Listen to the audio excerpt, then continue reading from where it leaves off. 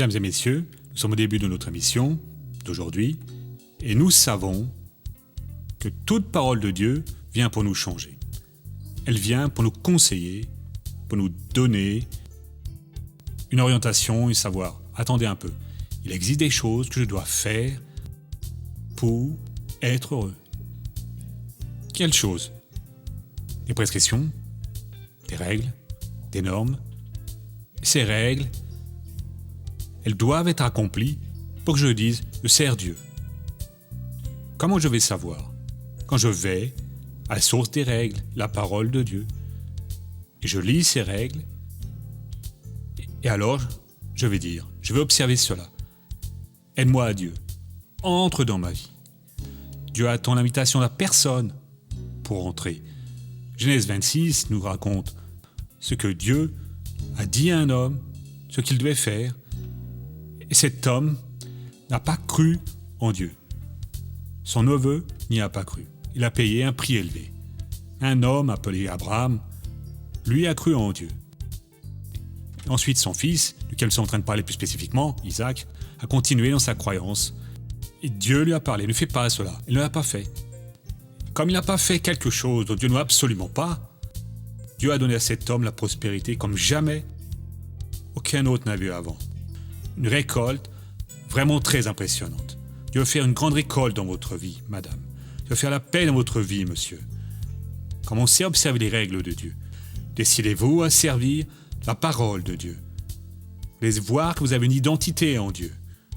Quand vous permettez à Dieu d'entrer dans votre vie, le caractère du Christ vient alors sur votre vie. Il commence à façonner votre vie, vous rendre heureux. Tout de suite après la fin, je reviendrai pour vous en dire plus, mesdames, messieurs, au nom du Seigneur Jésus. Nous avons en ce moment une opportunité qui peut être l'opportunité de votre vie, où vous allez pouvoir maintenir un contact avec cet être merveilleux qui crée toutes les choses, y compris nous, qui avons tout le pouvoir et qui a enseigné exactement ce que nous devons faire pour que nous soyons bénis. Ceci est le troisième culte où je vais parler des prescriptions, des normes, des règles. Et je n'ai jamais entendu, pendant mes 50 et quelques années de foi chrétienne, 54, quelqu'un prêcher sur cela et l'enseigner. Alors j'ai pris ces paroles, car c'est Dieu qui me les a données, à méditer dans la Genèse 26 et d'autres parties. Là, nous avons Isaac qui descend vers l'Égypte. Et quand il est arrivé sur la terre des Philistins, à Guérar, dont le roi était Abimélec, Dieu a dit « Ne t'en va pas, reste là ». En Égypte, certainement, car il serait arrivé quelque chose de très sérieux à Isaac. Quand Dieu donne un avis, nous devons y obéir, parce qu'il vient aviser d'une chose qui est la réalité et qui va se produire. Quand il a dit au roi Ézéchias « Prépare ta maison », parlant à travers Isaïe, « car tu vas mourir, tu ne peux pas vivre ». Vu les conditions présentes, Ézéchias n'avait pas la foi pour vaincre cette maladie. Si lui, par le biais de la parole, car c'est ainsi qu'il parle, attire votre attention, vous devez obéir à ce que Dieu vous révèle. Quand il a appelé Abraham, là, en Égypte, Abraham a obéi. Il allait lui donner l'opportunité de sa vie, comme Abraham a été récompensé. Il est certain qu'il a marché comme un pèlerin, il a 4000 ans de ça, durant toute sa vie. Il n'a pas eu de résidence fixe. Mais cela fait déjà 4000 ans avec le Seigneur. Et d'ici à 4000 ans, plus 4000 ans, il continuera avec lui, dans une position très privilégiée.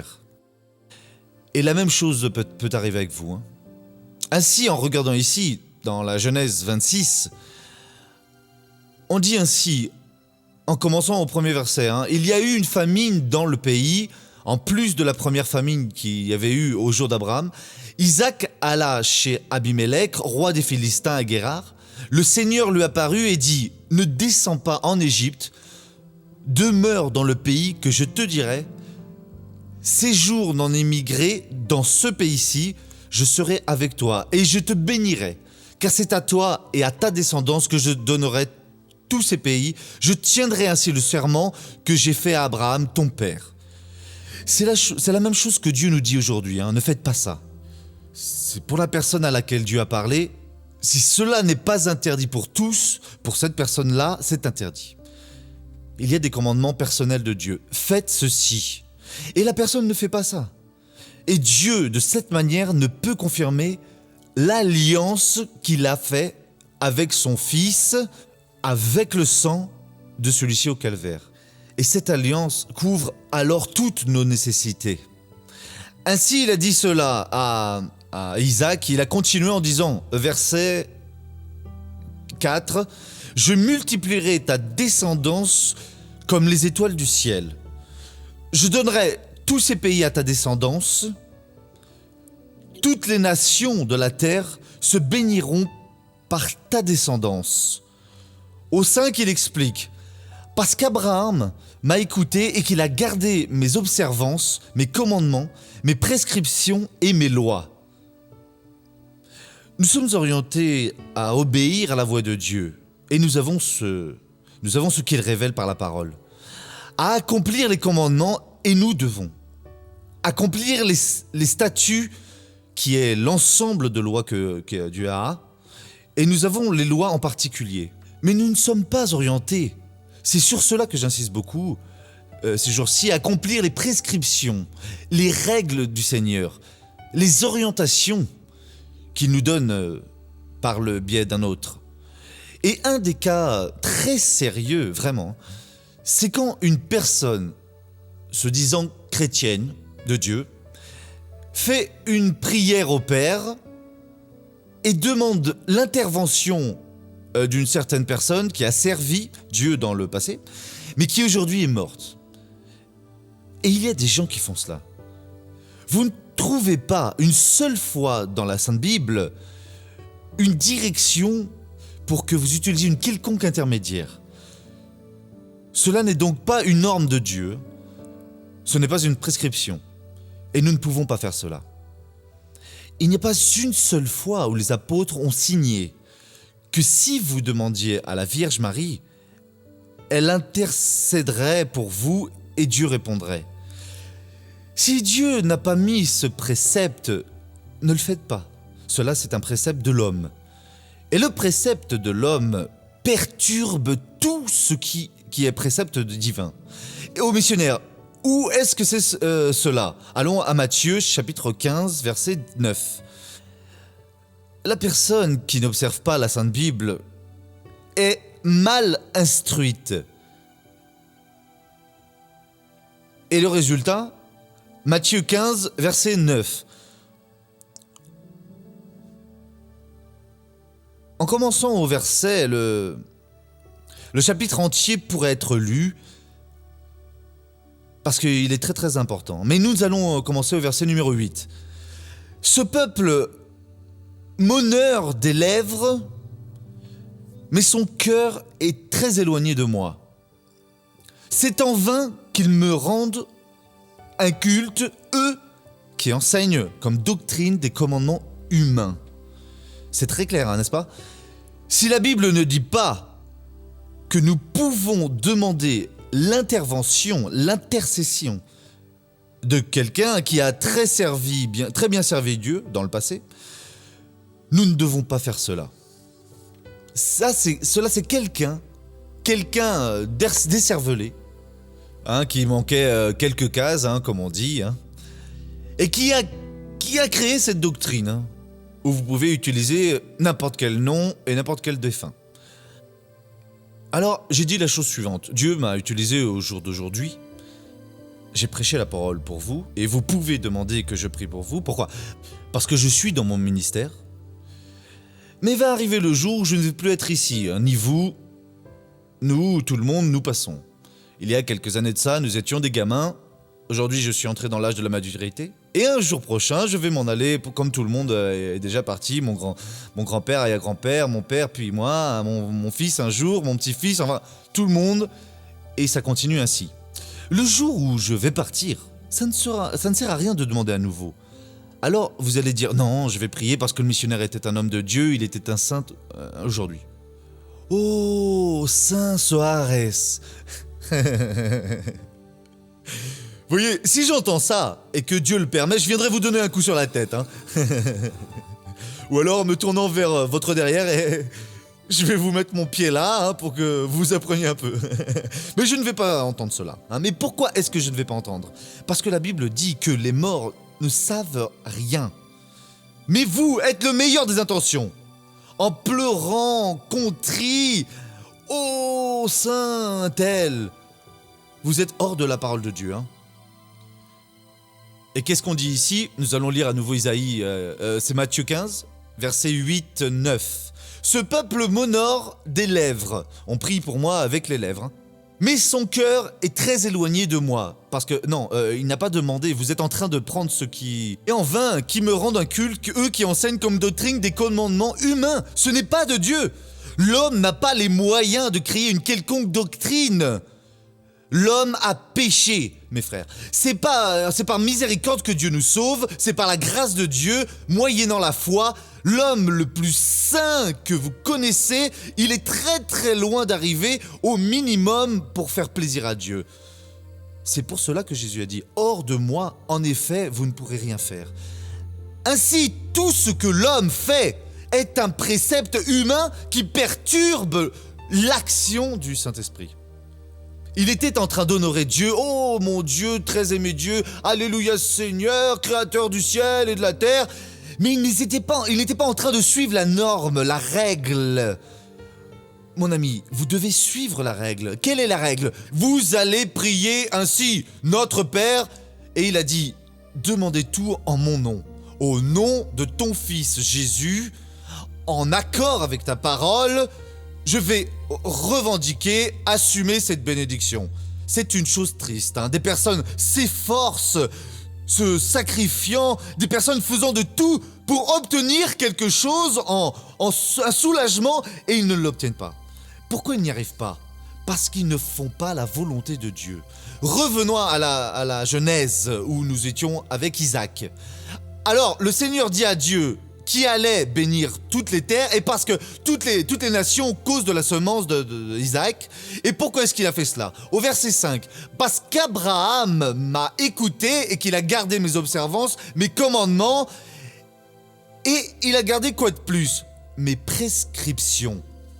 Abraham a appris qu'il y a 4000 ans qu'il ne suffisait pas d'écouter la voix de Dieu, de garder des commandements, d'accomplir les statuts et de pratiquer la loi de Dieu.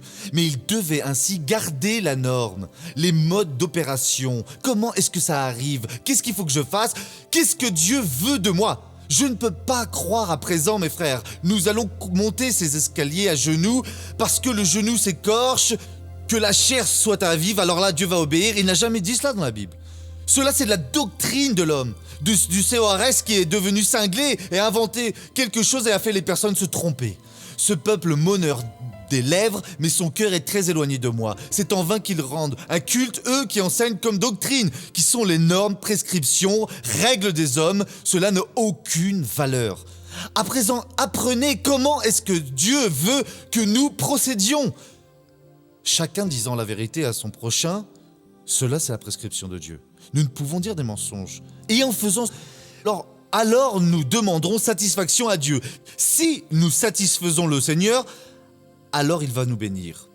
Je viens vous bénir, Isaac, parce que Abraham, ton père, a gardé mes préceptes, et en plus d'avoir gardé mes statuts, mes jugements, avoir écouté ma voix et avoir été obéissant. Avoir fait ce que j'ai ordonné. Il a aussi conservé la manière, et c'est pour cela que je vous bénis. Cela est si important qu'un jour nous partons et Dieu va bénir nos enfants, nos petits-enfants, parce qu'il y a eu une personne qui a cru et qui a été bénie. Et a fait ce qui devait être fait. Faites-le. Vous allez vivre bien aujourd'hui et vous allez être une bénédiction. Amen. Regardons maintenant le feuilleton de la vie réelle.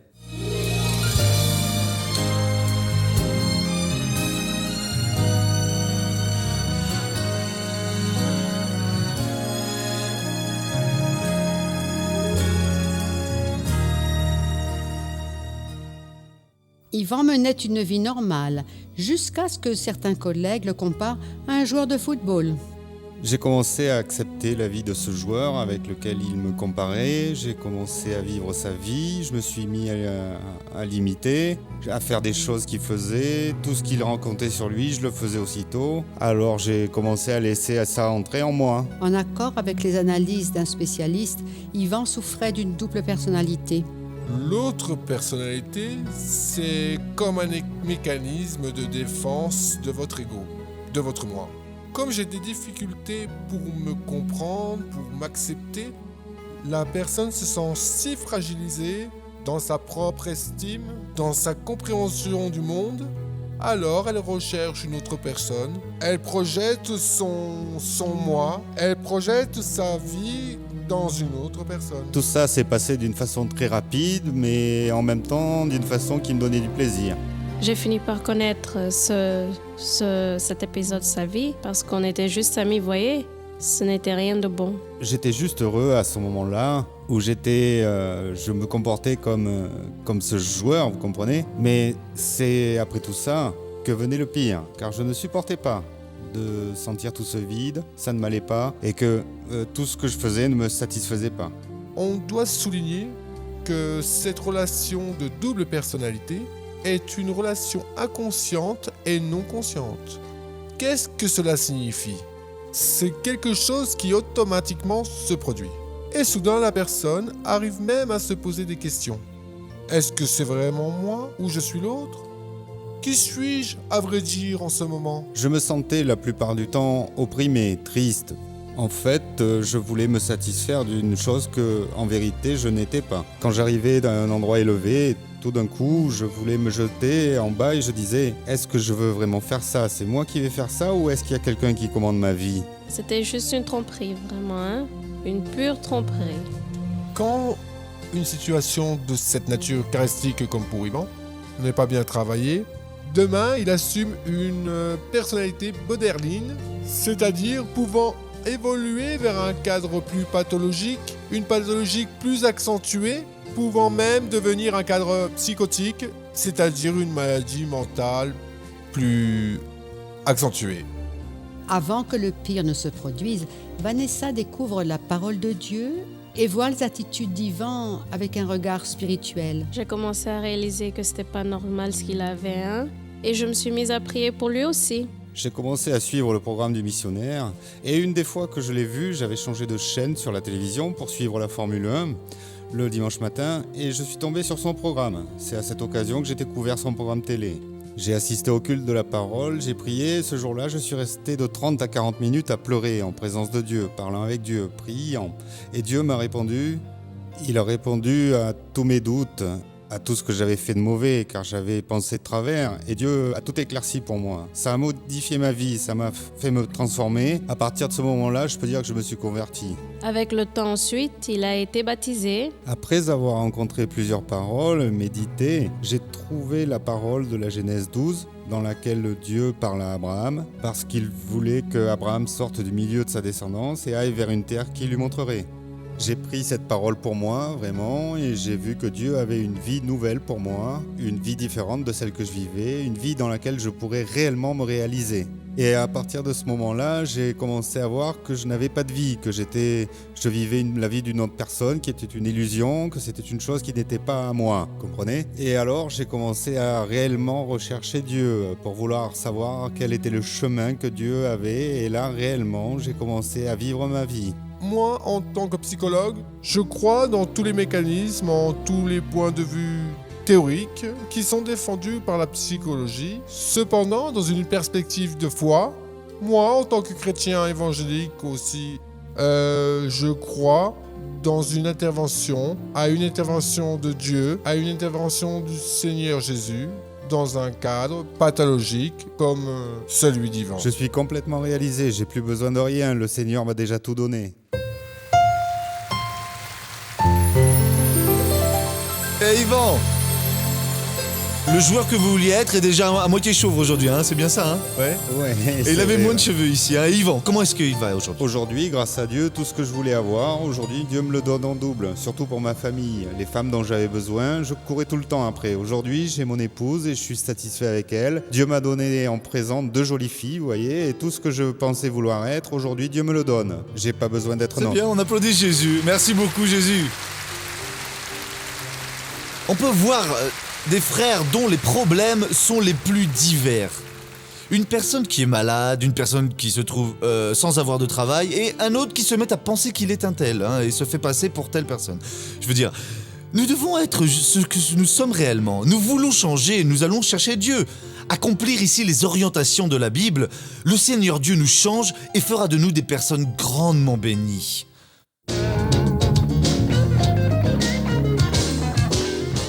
Missionnaire, pourquoi les mariages d'aujourd'hui ne durent plus comme ceux du passé duraient?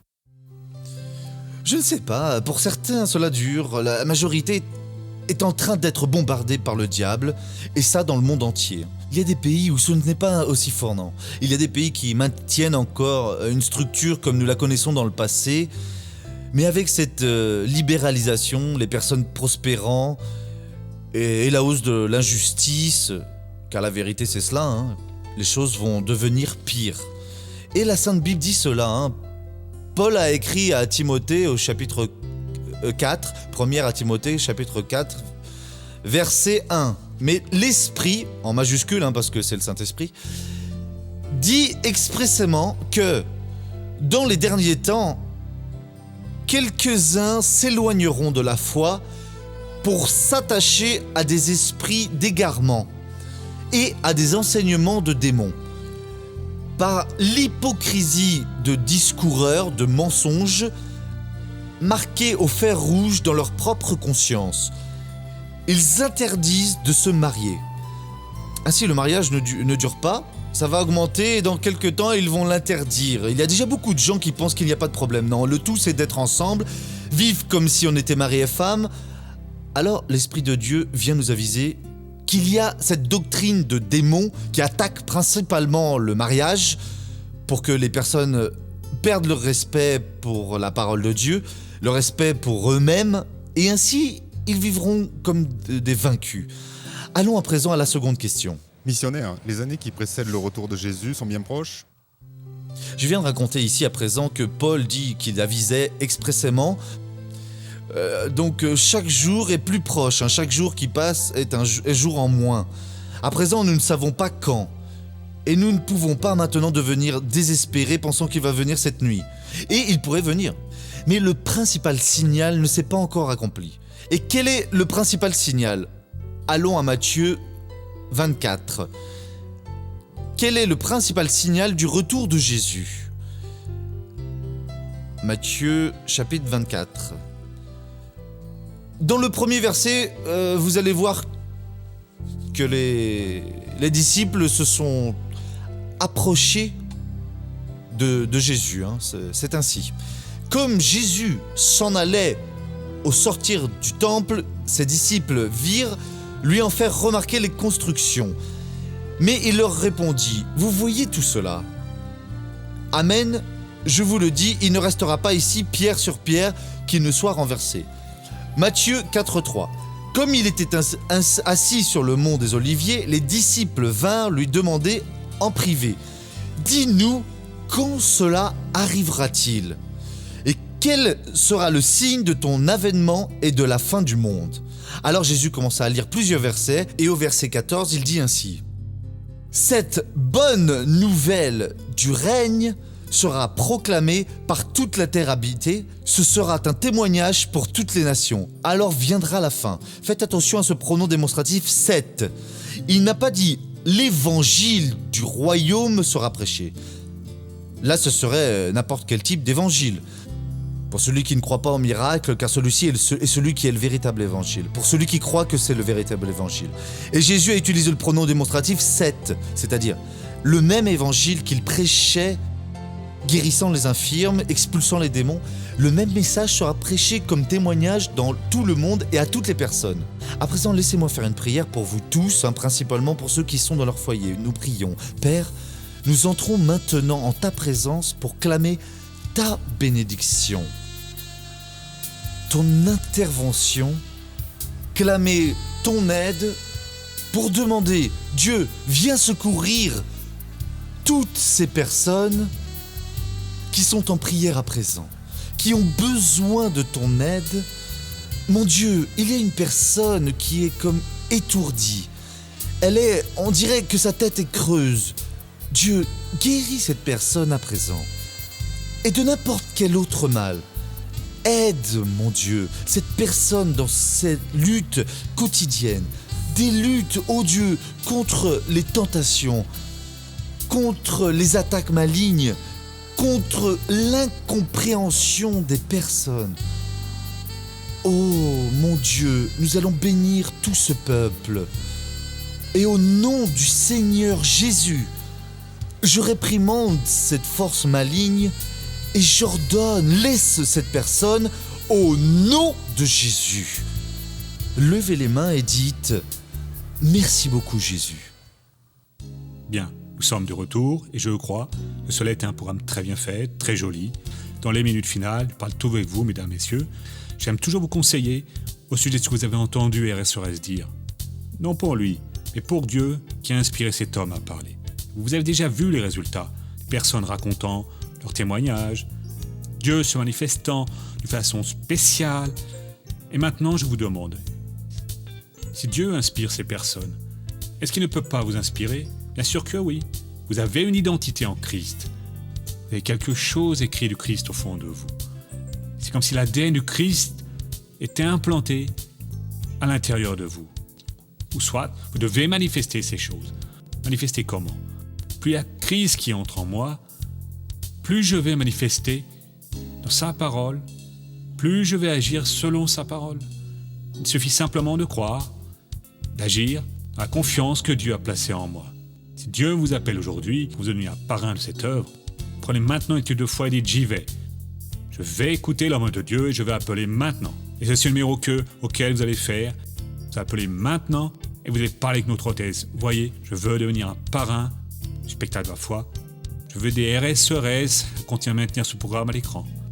Quand vous prenez cette attitude de foi, Dieu honore votre foi. Dieu va venir vous bénir. Dieu inspire votre être pour être heureux. Votre vie va être modifiée. Vous allez être transformé par lui. Croyez simplement dans la parole de Dieu. Agissez dans la confiance qu'il a placée dans votre vie. Et avec cette confiance, vous allez avancer. Ne regardez ni à gauche ni à droite. On est allé de l'avant. Avec ce que Dieu a placé, avec ce rêve qui vient dans votre vie. Dieu va vous bénir et Dieu va vous faire prospérer. Voyez, que Dieu vous bénisse tous. Nous, demain sur le même horaire. Que Dieu vous protège tous et à bientôt.